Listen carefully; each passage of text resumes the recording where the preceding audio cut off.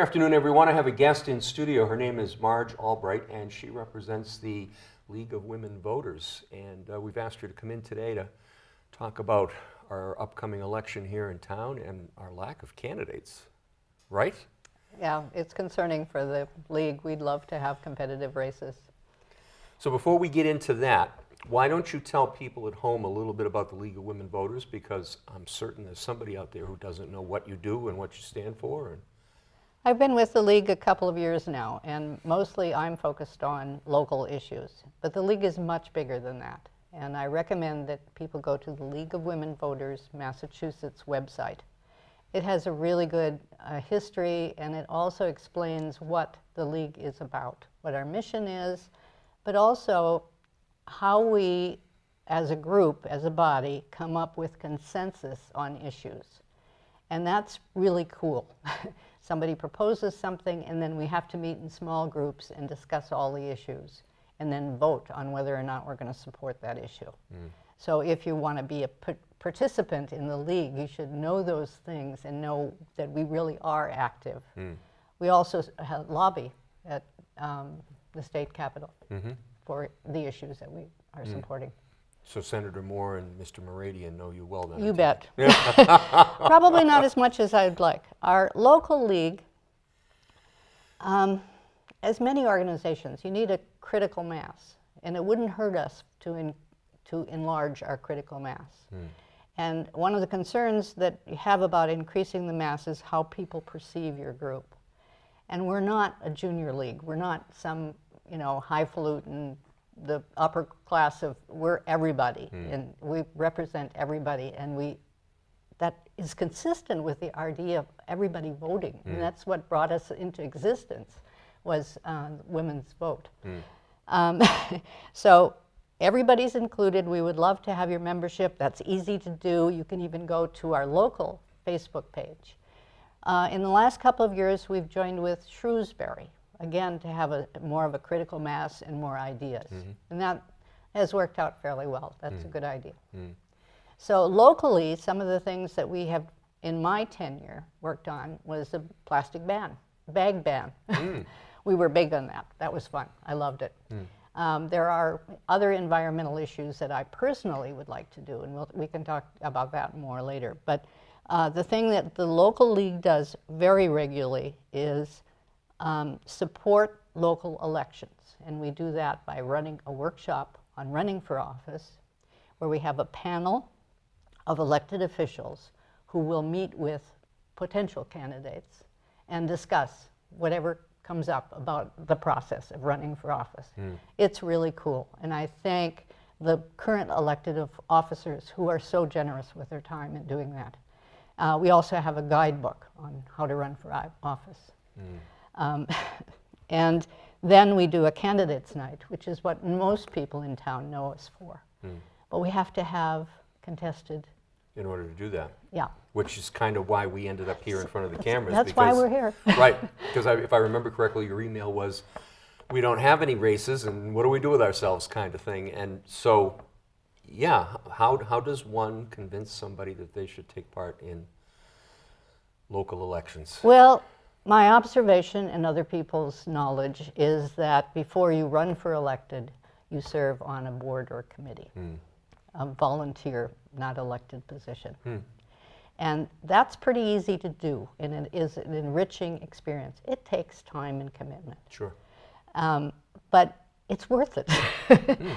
Now, I've never done that, and I've never run for elected office. I'm just a citizen, so I can't speak to that as much as I'd like. But I would like to get ideas on how to get more people involved in those committees. And if this past year has been really tough, because you just can't go walk in and sit in on meetings. All the meetings are posted, the members are posted, all of that. The town has a website, all of that information is there. But in order for me to get a better handle on what the league might be doing, I would personally like to go sit on some of those meetings. I'm so impressed by the number of people that commit to the town. But it tends to be the same pool of people. Sure. So how do we enlarge that pool? Right. So here's what just popped into my head. Does the league approach people and ask them to participate? No. Okay. Is that outside your scope? No. Okay. We could do that. Yep. We could do, yeah. Because I think sometimes if you just ask, sometimes people just want to be asked. And then some people just need a little bit of a nudge or a push. And I mean, what's the worst they could say? They say no. I mean, we're already at that level now, so. Yeah, it seems kind of undemocratic for there to be any established way for people to become candidates through some whatever. I'd like to make it more democratic and more broad through the whole population. And we certainly have populations that are not represented by our current elected officials, and I want to make sure that they get better representation along the way too. So asking is an awesome idea. So another thing I would ask you, and maybe someone at home watching would have the same question, is the League considered to be a bipartisan organization? Oh boy, we certainly are. So that goes a long way too. There's so many things that you can do, like say voting rights is for our country. It's the democratic way. Our democracy depends on it without having any partisanship at all. Partisanship is for policies, not for how you get things done. Not for the structure of what you're doing. Right, right. What's a great explanation? And we like policy. Right. I mean, we like people to go out there and do the policy and have the debate. That's why we want more candidates. It all fits together. We can be nonpartisan and also be supportive of there being a variety of people running for office. So in your experience, having taken part in some of those candidates' nights that we've had up at Town Hall, do you have any fond memories of those evenings, or? Oh, interesting question. I'm thinking back at fond memories. Fond memories. Again, I'm amazed that people come prepared. They come with questions. They have issues that they want the candidates to talk about. That's awesome. I'm not sure that always those are the issues that the general population would like, or if maybe they are, but they're not inclusive of all of the issues that the general population would like. Okay, all right. But the other issue, in addition to asking people, is people don't know how government runs. And they don't know what the issues are. And they don't know, we haven't done a good job of educating them on what committees and boards do. What is the responsibility of the moderator? People don't know that the moderator appoints a lot of people. Right, right. It's a huge job. So that's, how important is the clerk? How important are the select people? Sure. So we need to do more to educate, and that we need to do with the town, not just the League alone. We would like to collaborate with the town. And the town has good things, like how to go to town meeting. There's lots of stuff. I think it may be underutilized. You guys provide a hell of a lot of service here. So, yeah. And it's funny, because one of the questions I was going to ask you is, do you have a handshake relationship with the town, with the administration in town, or is that something that was let go by the wayside in the past, or is it something that needs to be reestablished, or is it kind of status quo? Where does it lay? We've had a lot of changes at Town Hall, and in the past I've felt very comfortable walking into the selectman's office, or not selectman's, to the town administrator's office, and everybody there is cooperative and helpful, and I expect that to continue in the future. I'm absolutely supportive of the town administrator's office, and I will establish a new relationship now that we're able to go into offices again. Right. And that's where we want to work with them on asking and on education of the population and increasing the sophistication of our voters. Do you think that a monthly program with a member or members of the League of Women Voters would go a long way to get that word out to the citizens of Grafton? Perhaps.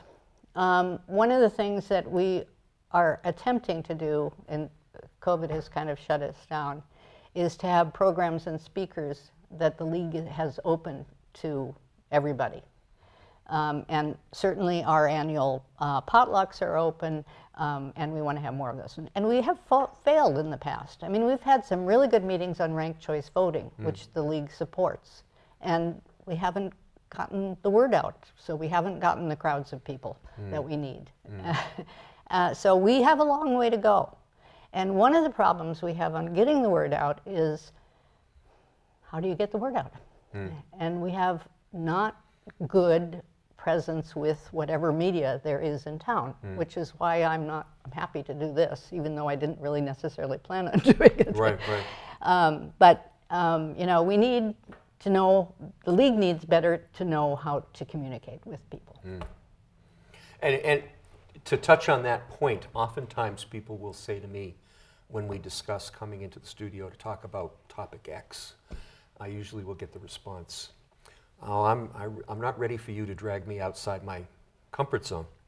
And I think that might be part of the issue, is that people have to kind of think outside the box, and it's not just about handing out a flyer. It's, you kind of have to be visible 365 days a year in order to get the word out. Yeah. You know? And in today's world, pre-COVID, during COVID, post-COVID, you almost have to be screaming for people's attention because the squeaky wheel gets the grease. Yeah. It's a wish on my part, and we've talked about it some with the league, but I wish for student journalism at the high school level, and that we would report. Lacking other kinds of journalism in town, have students do it, and we could work with the league on getting them to put together some kind of a release on issues and whatever. Both to build citizens by working with the youth, which is very much part of what the league wants to do, is more education. And now that there are civics being taught again, where we are actively engaged with the civics instructors in town and in Shrewsbury. So that's a wish. It's, you know, you have to state a wish. It may not be practical, but then from that, other ideas may come up. That's an interesting thought about the journalism piece, because I have a friend, she teaches in Westboro, and one of the things that she does is she teaches a basic journalism course. Some of it is tied in to the TV piece, but yeah, I don't know of a lot of school districts that go down that path. I expected you to make that connection. Good for you. Yes, you're close to the high school. Yeah. And so, but not that close. You know, yeah. So we all need to work together to take advantage of our youth and what they're doing and they are engaged. I mean, the youth in this country are so engaged. Yeah. And how do we capitalize on that? That's our challenge. Sure. The league's your challenge, is how to put that in a box and get out communications to the whole community. Right, right. And we just recently, right here on this very spot, we had a young Cub Scout come in from town who did his Show Us Your Mask PSA, that the town has been pushing this campaign. And this young scout, he knew what he was talking about. He knew why you needed to wear a mask. He knew why you should wear it even if you've been vaccinated, and he did a magnificent job. And he was thrilled to do it. And so it seems like that's one of the avenues, like you said, it's working with the youth and getting them involved at an early age. And I think some of us just get very, very comfortable in our little bubbles and just don't want to step outside. But I think you do have to kind of go on a fishing expedition sometimes. Yeah, and it's a matter of relationships also here with middle school and high school. The middle school, the civics education is being taught still in the middle school. It will eventually, I guess, go to the high school. But we need better relationships with the administration so that they use that resource. And I know that part of the civics curriculum is having to have projects in the community. So there are some opportunities. We've slowed up this past year because of it being more difficult to communicate. Before we started the program, you were also talking about the environmental Oh, yeah. things that you like to support? I started out by saying that the League has a lot of things that I'm very much into, but then I go beyond what the League is doing with my own issues. And we have a lovely property, as many people in Grafton do. We have such a luxury, such a privilege to live in the kind of semi-rural area that we do. So we're big vegetable gardeners, and that's what our main thing is vegetables. And trying to keep the deer and the woodchucks and everybody else away and feeding birds. But I'm also kind of a native plant freak. And one of the things that we've discovered is that any native plant we have gets a heck of a lot more birds. It's just phenomenal how it increases the bird population. And there are people who have scholars who have written books and proposed things. And there are statistics, and I'm not prepared for all of them, but something like 85% of the land in this country is privately held. You know, we talk about the great idea that we're national parks. Well, how about if we reduce our lawns by 50% and make them with natural plants? And we have our homegrown national parks. That's not my phrase. I'm taking that from some other people. I think that's a great idea. And I'd love to get an organization within Grafton that communicates with each other on how to do that. The first thing you have to do is get rid of the invasive plants, which is incredibly difficult. I don't know if you know about gardening and invasive plants. I know very little. Well, I won't do invasive plant 101, but there are local organizations, or Massachusetts organizations, that are very supportive of native plants. Mass Horticultural Society is one of them, and they do a good job. I love Garden in the Woods. You wouldn't believe how many things are blooming there now. So anyhow. And that's in Framingham? Framingham. Yeah. Yep, and you can get a pass from the local library. Right. So it's all good. Yep, and Beth likes to push those passes. Oh, yes, and I support Beth on that. So you're not talking about just somebody planting a vegetable garden. You're talking about Changing? beyond that. Something like 80 or 90% of the plants that are planted in your yard in beautiful Grafton are not native to this country. They are horticultural plants, and they support no insects and therefore no birds. Did you know that chickadees only feed caterpillar to their young? I did not know that. Well, that's it. We need to educate on this whole thing. Right. And in order for there to be caterpillars, there have to be host plants. And this doesn't mean that they're all defoliated. It isn't like gypsy moth. This is a normal kind of thing. And even, oh God, I'm on my soapbox now. Even plants like the ginkgo tree, which has been in this country for 100 years, does not support the insect life that supports the bird. I see. Because they haven't evolved together. Ginkgos are from another country. So all of those pretty plants, and there are native comparables. That's the thing that you have to seek out and figure out how to get them, and then how to get it to be managed in your property. Wow. I think it's interesting how you tied in citizens' participation in local elections and the quality of life that comes from that, and the quality of life with removing invasive species and going back to things that will help the environment. And I never would have made that connection unless you'd brought it up. It is all quality of life. Local government, to my mind and to many other people, is more important than state government or national government. It's what keeps our roads going, our schools going, Right. Our water systems. It is huge. Right. And so I'm willing to participate, not as an elected official, but as somebody who's helping to get people as elected officials. Not everybody needs to be elected official. Yeah. No, that's true. There's no room for everybody, first of all, but just a few people. We just need a few people to step up. But if you're going to get elected, also go for native plants. Right. I want to give you a minute to share contact information with the viewers at home about the League of Women Voters or any other topics that might come to mind, and in order to do that and look people in the eye, you're going to look over there? Okay. It's pretty easy to go online and look up League of Women Voters, Massachusetts, and you'll get the website. Your Google search, they're so good at doing that. And you can also go to our local Facebook page, which is a little bit more awkward. You have to go to Grafton League of Women Voters, and it doesn't come up quite as well, but there's information there. And that will tell you, the local will tell you what events we have going on. But you really should go to the Mass one to find out what it is, the scope of what the League of Women Voters does, because it's broad and it's good and it's nonpartisan. And we need a lot of people to know that that's a resource. Perfect. My guest in studio today has been Marge Albright. She is a member of the League of Women Voters. And clearly, she and we need your help. So please, in the future, consider running for elected office. Reach out to the League of Women Voters, and I'm sure they have lots of ideas on how to help you achieve your goal.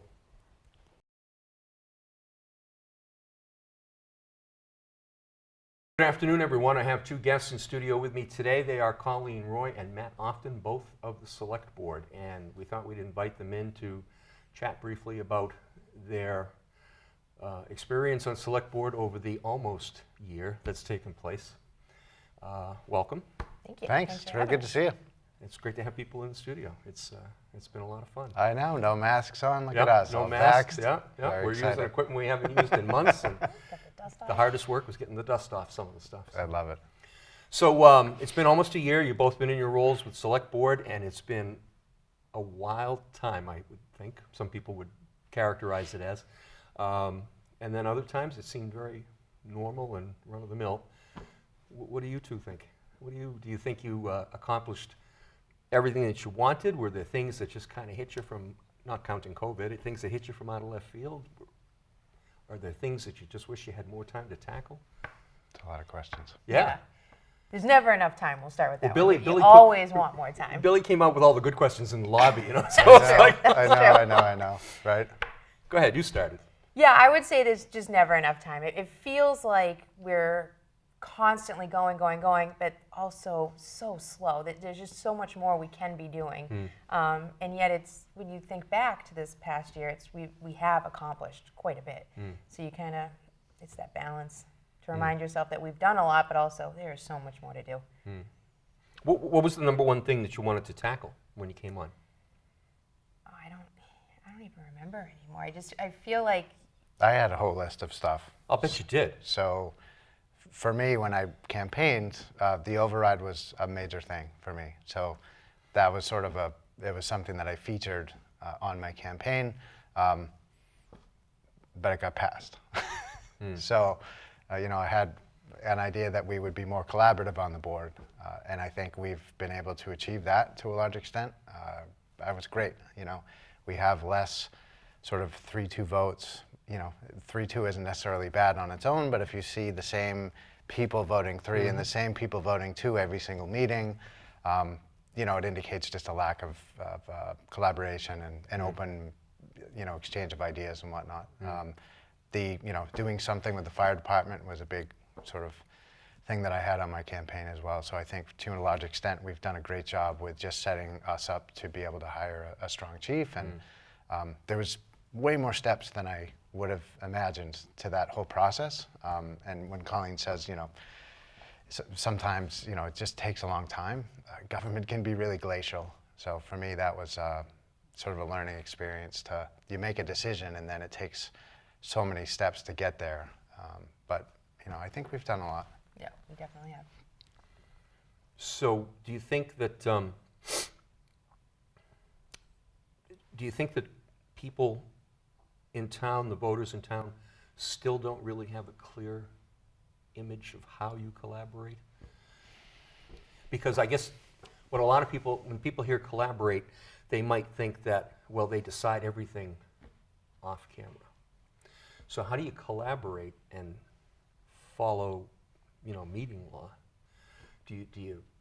What's the process you use? Because you all must discuss a topic, fire hydrants. So how do you see it blind when you go into the meeting, or do you have do you have a little bit of a knowledge base, or do you have a package that you work off of? Do you kind of walk people through that process? Because I don't know how you guys do your job, so I'm pretty certain people at home don't either. Sure.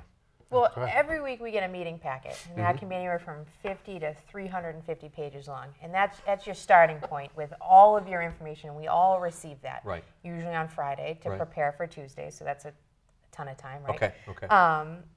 And that's really what you start off of is your meeting packet. And then if it's something where, let's say it's affordable housing, you might reach out to the chair of the Affordable Housing Trust to get more information. And we all might individually reach out to that person because you can't collude and talk ahead of time and make decisions ahead of time. A lot of it happens in the meeting because that's the way it's supposed to be. Okay. You can assume how people are going to go based off how you've interacted with them in the past, but you don't know until you get in the meeting. Absolutely. And I think too, it's an attitude in the meeting of understanding and respecting the diverse opinions that we have, and really hearing people.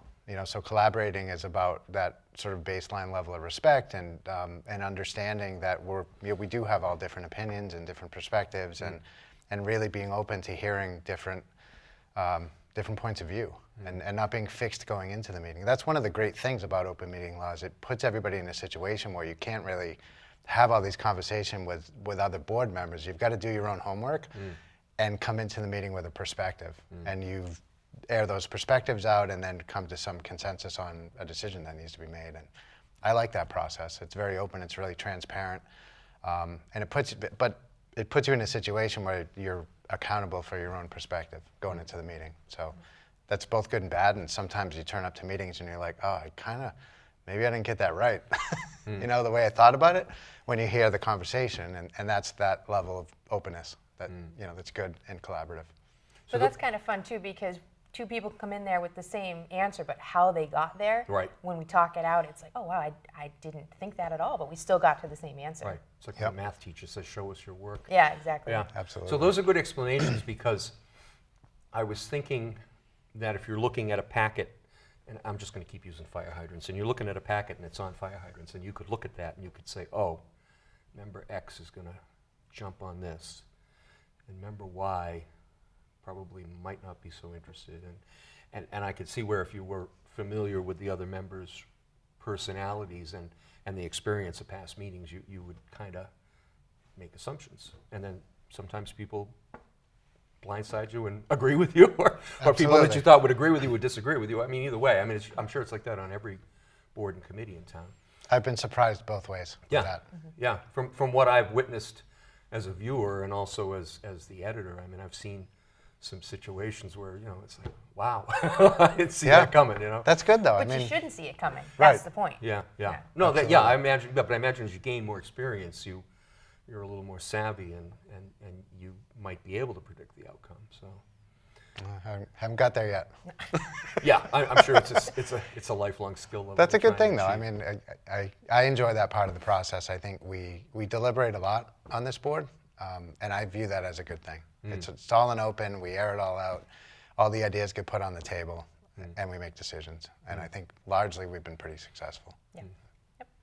So Bill asked a question in the lobby that I thought I got to use it. So he asked if you were select board celebrities in town, and I got the impression I that won't give my answer. No, I didn't say infamous. I said celebrities.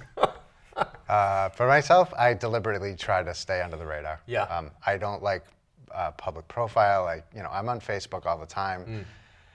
But you have to go out in public once in a while. I mean, I do, but it's not something I play up, and I think on the select board, I'm probably the least known, potentially. It's not something that I don't, it's volunteering for the town, and it's about service, and it's not about celebrity at all. It's, it's about the work. It's trying to do good, so. As a hygienist, I have more patients come up to me and say, oh, this is hurting me. Take a look. That happens far more than, oh, that's funny. tell me about your fire hydrant. Yeah, Okay. yeah. So do you look forward to town meeting? Oh, yeah. Yeah. And not as a voter, but as you're working town meeting. You look forward to it. Absolutely. Yeah. Yeah. I mean, it's one of the greatest things about Massachusetts. Like that construct of town meeting, one person, one vote. You show up, you have such a huge influence, especially when you get a few hundred people turning up in a town with 12,000 voters. Yep. It's great. People can do citizen petitions, and we've both done them with some success, and it's great. It's a very direct process. I love it. So in my personal opinion, again, as a viewer or as an editor, my impression of the two of you is that you are the laid-back voice of reason, and Colleen is the bulldog. It's all right. That could be true. Yeah, Bulldogs maybe. are lovable. Yeah, no, They're they so are. adorable. I've known a lot of bulldogs, but leading into town meeting, when Dawn Anderson was in here recently, she was talking about the book that she uses to study, for the role of moderator, if and when she's elected. And have either of you looked at that book? Or how do you prepare for town meeting? Is it the same process as select board meetings? You get a packet and you just kind of work your way through it, or have you had the opportunity to look at that book that a moderator uses to Town train? meeting time? Is Yeah, that- yeah, that's it, exactly. I've seen I was sections. hoping one of you would give Yeah, me I've that. seen sections of it. I haven't seen the whole book, no. Okay. Yeah, it's not something I've studied either, but been to town meeting for 20 years now, and we're up on stage with finance committee and all that. So Yeah. it's a pretty familiar process. Yeah. When I first moved to town, I remember the first few years of attending town meeting, and I was just lost. I was just trying to grasp the concept of how things were done, and people getting up and making motions and raise interaction with them, and it took a long time. But now when I attend, and it's always in a technical term, I'm there as a voter, but I'm also there working, and I feel a lot more comfortable that I can follow the process, and I can, okay, this is all very familiar and not so intimidating as it was the first couple of years as a Grafton resident. And then the other great question that Bill came up with was, how many hours do you dedicate to select board during the course of a week? Yeah, it varies week to week. Like I said to Bill, I think it's, for me, around 15 to 20 hours, but it depends on what the topic is. I was just going to say. Sometimes it's deep research with lots of video that you got to watch, lots of long documents you got to read. Sometimes it's 2 hours to read through the packet, just in itself. So it really varies, but that's been about average for me, I think. And we've been able to keep that down, I think, by just meeting a lot. Yep, meeting So a lot. But yeah, it's funny how much time you go in each day, because it's not even just preparing for the meeting. It's going through the emails and when people reach out to you, responding back to them. And that doesn't even include all of the other meetings that we either participate in or watch. Like Finance Committee is going to be on tonight. You're going to have to tune in to watch that, because it just builds our perspective better for paying attention to everything. So that's exhausting, but very fun. yeah. And the subcommittee stuff too. Yeah. I mean, one of the sort of big surprises for me has been the amount of technical preparedness in so many different subject matters. So, I'm doing capital asset management and disability and, planning, as well as all the select board stuff. Each one is its own discipline with, just this fountain of information that needs to be kind of processed and brought into the meeting. So there's a lot of prep for subcommittee stuff too. And I marvel at the fact that you both have families, so you got that part of the pie, and you're juggling, family life and government life and trying to stay under the radar. And it's I marvel at the people who volunteer in town and manage to pull all of this off, because I sometimes imagine it can be like a tornado. It's stop the world, I want to get off sometimes. But you both seem to handle it with very little effort. I mean, again, as a viewer and watching how you all react on camera. But I think we've got a pretty well-functioning town. I mean, we have great staff, great town administrator, great cable studio here. We've got a lot of support to sort of prop up the volunteerism that happens in town. So, and it's not like that in all towns. Grafton does pretty well that way. Yeah. True enough. Anything you want to close with? Anything you want to promote or push or talk about specifically that's coming up? Things We you're need looking more forward to? volunteers. Yeah, if that you're is it. interested in something, there's a lot of openings coming up. We need more volunteers. It's time to get involved. We see you all on social media. Jump on a committee. Try it out. It's a lot of fun. Yep, totally agree with that. Vote this Saturday. Yes. Come to town meeting on the 5th. There you go. Words to live by.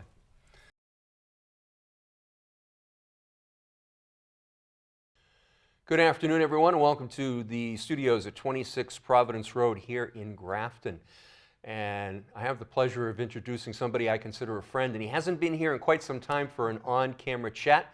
His name is David Muradian, and he is our local representative at the State House. Welcome. Thanks, Bob. Thanks for extending the invitation for me to come in. Yeah, I'm just glad you could come in, because I know you are a busy, busy guy. Well, I think it took a couple of suggestions on date and time for us to get it actually right, but no, it's great to be back and kind of doing the in-person live things again. Yeah, nice to see people and shake hands, and yep. It is nice. And I not was freak saying- out. Yeah, I know. I was saying earlier too, you know, my business is the hugs and handshakes and hand pounds, and it's nice to get back to whatever that normal is going to be. So let's put COVID aside for a minute. Yeah. What are you working on? Well, we just did our house budget, so we wrapped that up in the end of April, and it was a pretty successful budget. We were able to secure some local funding for all three of my towns, especially for Grafton. We secured funding for the Tufts Veterinary School, which is obviously an immense asset to the Commonwealth, and it's a great public-private partnership. It's the perfect example of that, and so the dollars go to make sure that, you know, veterinary students from the Commonwealth can actually go and make sure that they reap the benefits of the coming school. So that's one of the big things, but truthfully, other than that, everything's COVID. Yeah. You know, I know we're trying to put that away, but it really is. And so because of COVID, I wasn't able to I do a charity golf tournament every year, and it goes back to all nonprofits in the three towns. And unfortunately, last year we definitely weren't able to do it. This year we weren't too sure what the regulations would be, so I said, you know what? I put it to my board and I said, why don't we just try to do it next year? Because you're not sure about what you can do, not sure about the limits of people you can have and the interaction you can have. Plus, I just really didn't feel comfortable reaching out to the small business owners or the individuals who would golf and say, hey, we're doing this charity tournament. You've been basically shut down for a year. You've been out of work for a year. Can you throw some money towards the, you know, what will end up being the Grafton Food Bank or the Grafton, you know, Veterans Halls or the senior centers? That, you know, those have been the recipients previously. And so I just said next year we'll come back with a vengeance. And so we'll be able to do that again. But yeah, everything else, basically morning, noon, and night, is COVID. Wow. So let me circle back a little bit, because Yeah. you mentioned Tufts. So does Tufts rely on the state for its funding, or just a portion of its It's a funding? portion of Okay, it. all So right. what it does is it tries to offset some of the tuition and rates that would accrue on the Commonwealth students. So it's really good. It stays local. And it's a very small portion of what they do. If you look at something like UPenn, they put upwards of $40 million a year to their veterinary program. We do 5.5 as of right now, and I would argue that that return on investment is more than UPenn could ever get. You know, Tufts is internationally known. We have people from all around the world, never mind country, coming here. And the best part about the coming school is as they don't have, dormitories, those individuals are renting locally. When they rent locally, they're shopping locally. They're Right. buying locally. They're supporting our local economy. You know, Right. they're going to the farm stands and the Grafton Inn. They're going to Swirls and Scoops and the Yep. Daily Grind and all those good Yep. spots. And so that you can't really measure that sort of value. Much like how recently and this week we have Dexter filming here. Right. And I had the opportunity, because one of the big things that I've been a supporter of is a mass film tax credit. And the House has been very, very supportive of that. We passed it overwhelmingly. And so I went and I was able to talk to a couple of the site people there and ask them, what does that mean to your industry? And to actually see, I'm a big learner of, visual. I want to see it in front of me, the tangible proof.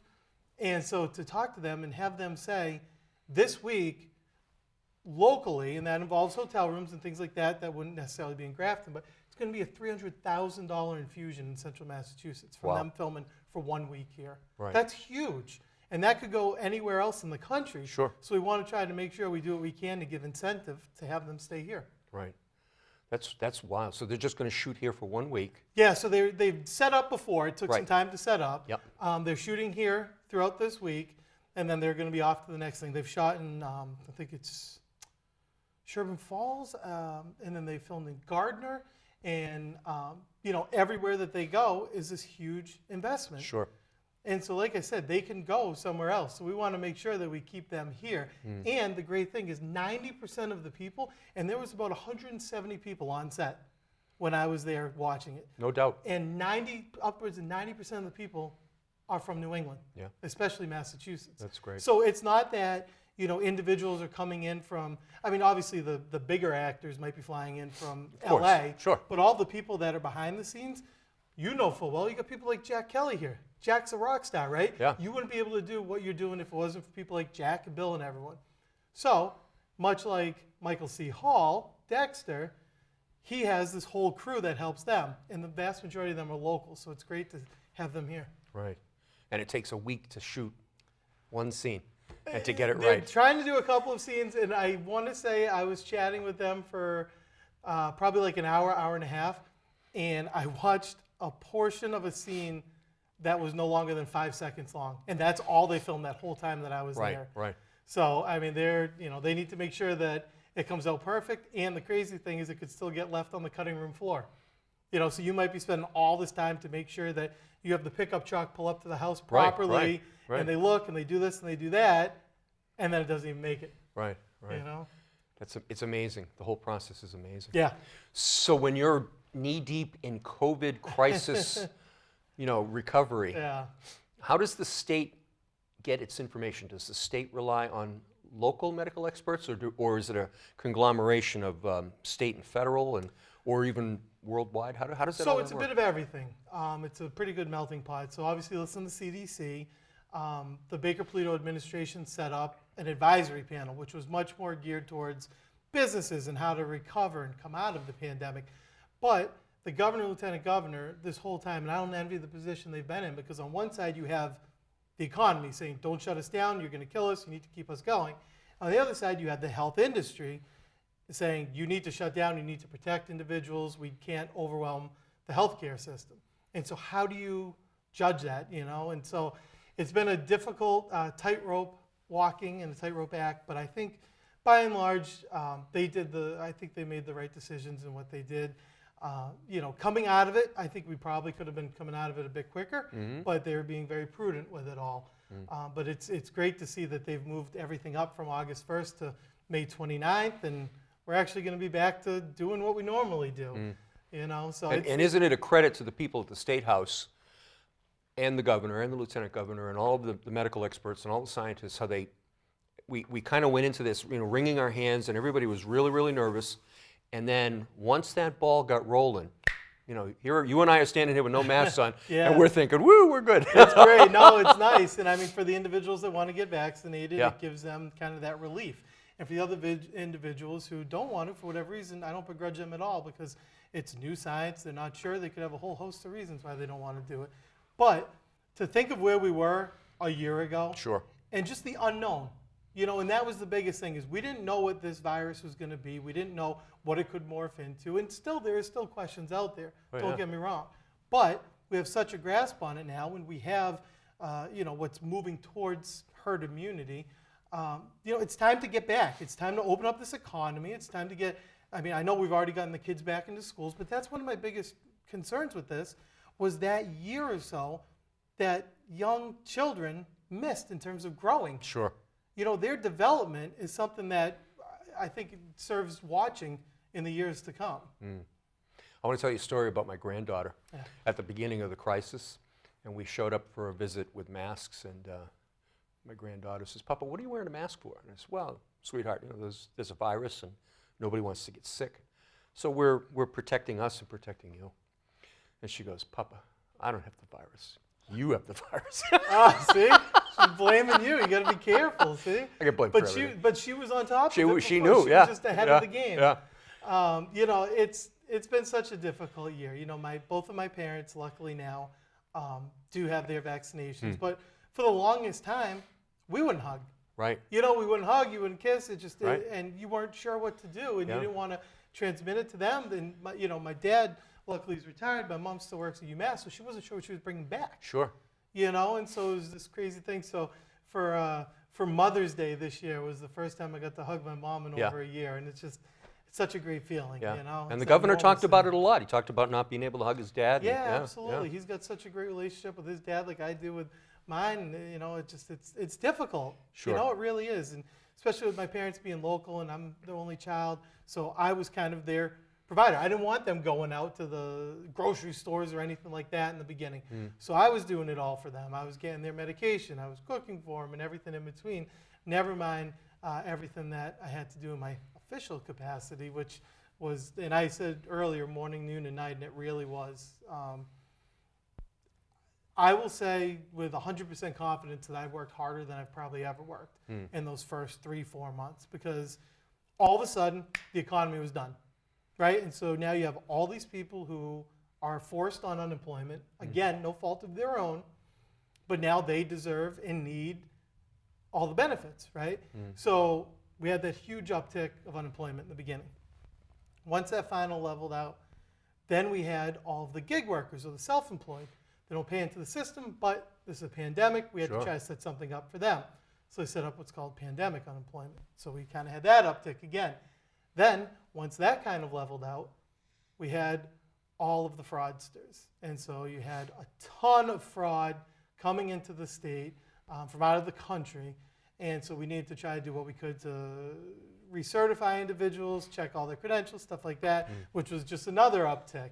And so when I say morning, noon, night, I mean, it didn't matter what time you got up or slept into, but if you were up at 6, 7, 8, whatever it was, you had missed calls already, text, emails, Facebook messages, and literally it would just go straight through to 11 o'clock or midnight. Right. And then you just try to sleep for a Start couple again. hours Yeah. and start again. So, Yeah.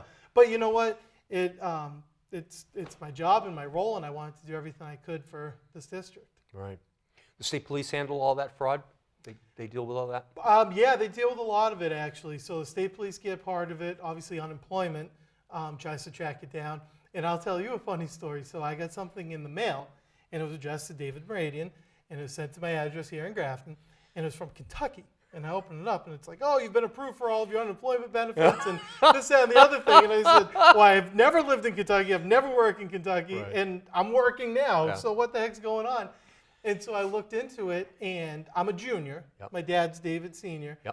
And what they actually did was they had my address, but it was actually under his Social Security number. Because of the age. So we had to kind of track it with the help of my wife. We had to work on trying to get that alleviated through Kentucky.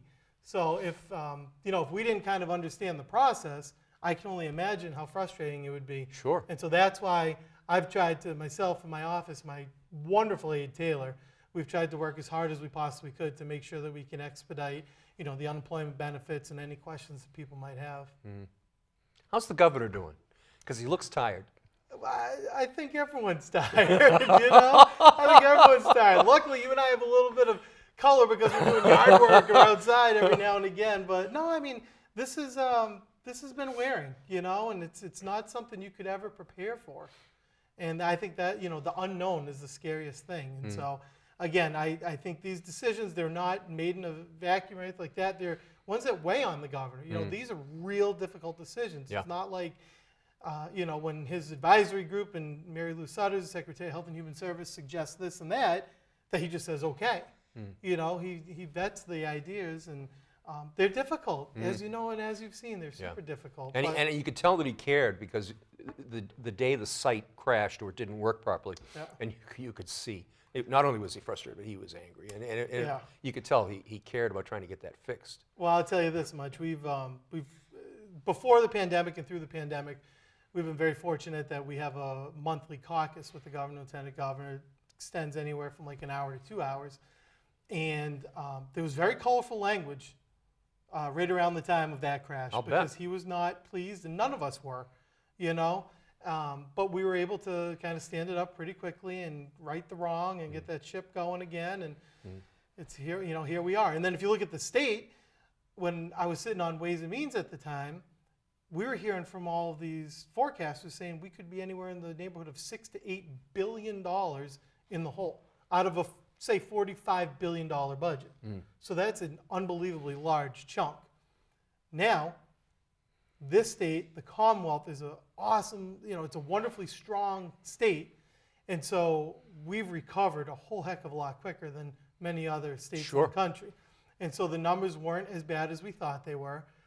the Baker-Polito administration's done a great job at building up the rainy day fund or the stabilization account. And so what we're able to do as a legislature is dip into that to try to stabilize everything that we have.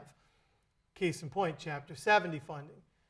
We didn't have the money coming in, but we made the concerted effort and the decision to say, you might not get any more this year, but you're not going lower. We will hold you steady, which in the dark days of the middle of COVID was a huge relief, I think, for many of the municipalities and the school administrators to look at.